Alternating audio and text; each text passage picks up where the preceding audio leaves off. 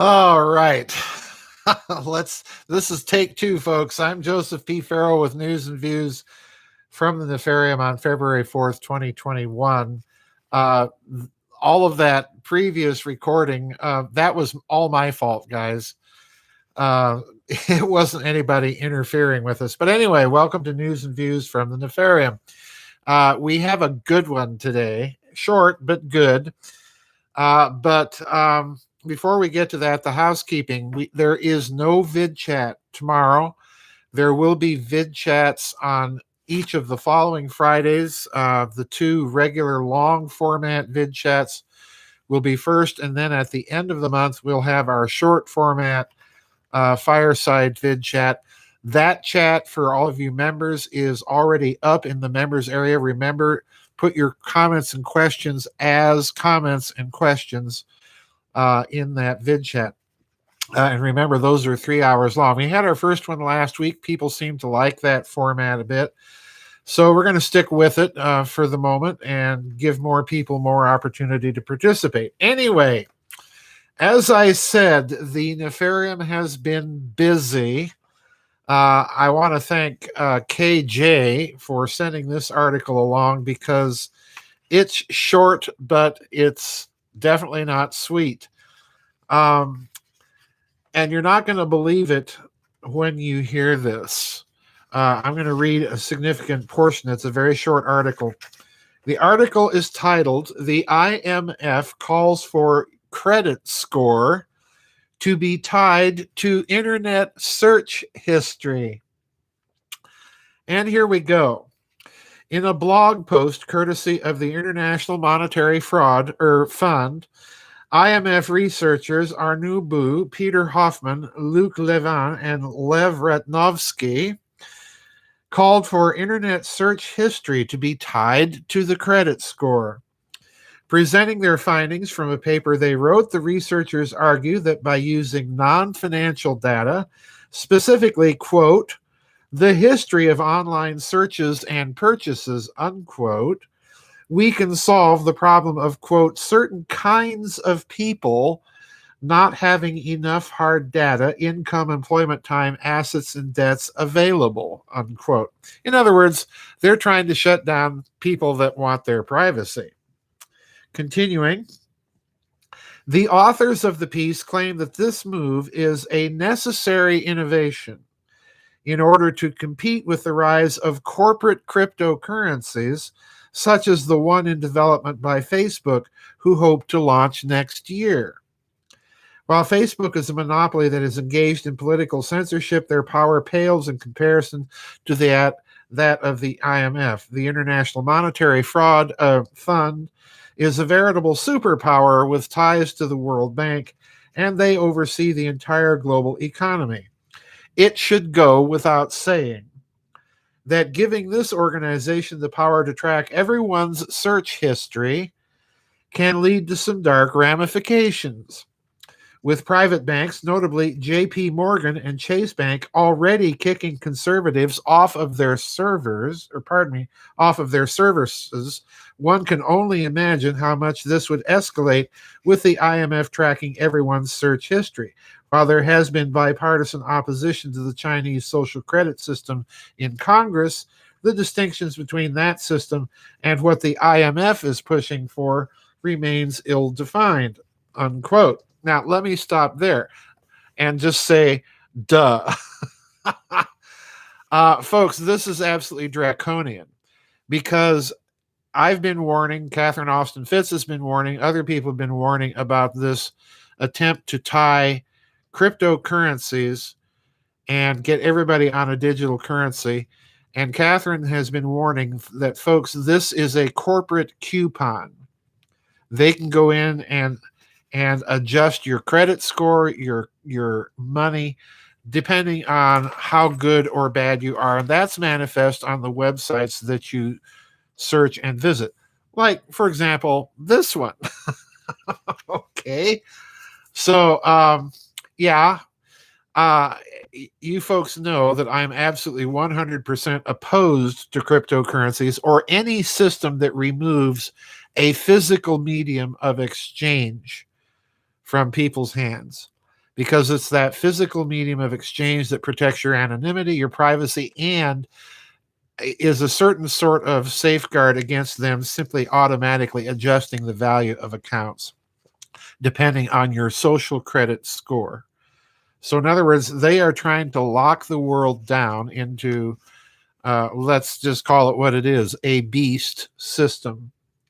Now, there is a citation of the actual paper in this short article. And I want to read a couple paragraphs from here just to give you the flavor of the doublespeak that these central banksters are using. And it's in a little box that they actually copy and paste in this article. So here we go. Quote, "The second and most complex problem is that certain kinds of people, like new entrepreneurs, innovators, and many informal workers, might not have enough hard data available." Well, isn't that a shame? They want to make sure that those people have a fair shot now. Even a well-paid expatriate moving to the United States can be caught in the conundrum of not getting a credit card for lack of a credit record, and not having a credit card, and not having a credit record for lack of credit cards. In other words, the vicious cycle. FinTech resolves the dilemma by tapping various non-financial data, the type of browser and hardware used to access the internet, the history of online searches and purchases, recent research documents that once powered by artificial intelligence and machine learning. These alternative data sources are often superior than traditional credit assessment methods and can advance financial inclusion by, for example, enabling more credit to informal workers and households and firms in rural areas. Now, folks, let me stop again. They're going to push this out, in other words, as being beneficial to people at the lower end of the economic ladder and as being beneficial to them. And of course, this is the way they always sell things, is by appealing to people's good nature. But you'll notice that the other thing they're going after here are quote unquote rural areas.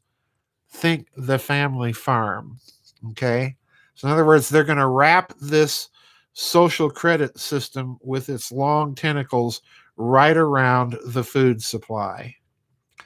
So be good little boys and girls, and we'll let you farm and we'll let you eat.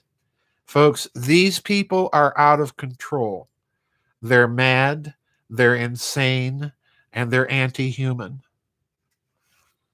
Anyway, to round this out, meanwhile, the head of the International Monetary Fund, Kristalina Georgieva, has publicly advocated for the Great Reset Initiative, notably in a speech to members of the royal family over the summer. The Great Initiative Reset is a plan by the World Economic Forum, otherwise known as SPECTRE, to, in their words, quote, "build a new social contract that honors the dignity of every human being," unquote, except, of course, the unborn. Here's one hypothetical scenario proposed by a World Economic Forum contributor for what life may look like after a great reset. And then, of course, they go on to mention the Build Back Better slogan. Now, the article ends with this note. Joe Biden has also promised he will establish a task force to combat online extremism. Given Biden's ties to groups such as the International Monetary Fraud and the World Economic Fraud, this could be a cause for concern. A Democratic president and an anti-conservative banking institution using big tech to monitor people's search history isn't the most comforting idea, to say the least, unquote. No, it's not. It's a beast system to compel you into obedience to their ideology. So, folks, we're coming up to the point where all of us are going to have to make some hard and fast choices. Unfortunately, I know where the bulk of humanity is going to go. But I hope and pray that there are still some that will see this for what it is, a bear naked power grab on the part of the extremely wealthy who have absolutely not a human shred of compassion or decency in their brains or bodies. We are but cattle and machines to them, so perhaps it's time we start treating them like cattle and machines back. This is absolutely draconian. This is going to be a corporate coupon. This is going to be communist China on steroids. And it's not called a beast system for nothing, because ultimately what they want to do is they want to get rid of God. And it's coming, folks. So anyway, it's a communitarian ideology. Thank you. That was an observation that was just made in the chat room by, it's scrolling so fast now I can't even read. But you're right, Pedro. It is a communitarian, and it's a collectivist mentality. This is the grand synarchist goal of wedding the worst excesses of capitalism and the worst excesses of progressivism, collectivism, communism, socialism, whatever you want to call it, fascism. It's basically fascism, folks. So anyway, don't forget that there is no vid chat tomorrow. The Fireside vid chat has already been posted, minus the video, of course. So for those of you wanting to post questions, remember that for the Fireside chats, rather than emailing me, you post them in the comments area so that other people can see your comments and questions. Red in the Valley says people in Canada are going forth with a loyal title on their property, which gives you complete ownership of your property.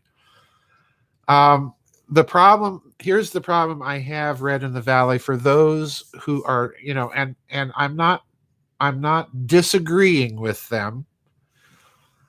My problem with those who are attempting to work within the system, and again, I'm not disagreeing with you. Try it. I mean, if that's what you want to do, if that's given your circumstances locally and so on, what you want to do, then by all means go ahead. In other words, I'm not saying that there's any correct way forward. But my problem with trying to use a legal system which has clearly been corrupted and is being used by people in a double standard of application of law, then the legal system itself will not protect you. The system will not protect you. This is, there's talk in this country about, 2022 and 2024, and we'll get everything back on track. No, the system is irretrievably broken, in my opinion. So, it's not anything we can rely on with any confidence. You can try it. I'm not saying don't. You can try and throw up as many roadblocks and put as much sand in the gears as possible. But I'm just, at the point, I don't think that any short-term, mid-term political action is going to solve a thing. We need to take a very long-term, deep cultural view. And anyway, go small, go quiet, says Olga. Yeah, something like that. Maybe that's the solution. I don't have any solution, folks. I'm not, I don't have the wisdom of Solomon. This whole global political leadership class is out of control, and they are anti-human. And ultimately, this means the one good thing about this is ultimately it means that whatever system they're going to try and put into place will break down precisely because it is anti-human. Anyway, that's it, folks. Thank you for listening to my rant, and thank you, folks, for the comments in the chat room. I appreciate some of those. Anyway, thanks for tuning in, folks. We'll see you on the flip side. Bye-bye, and God bless.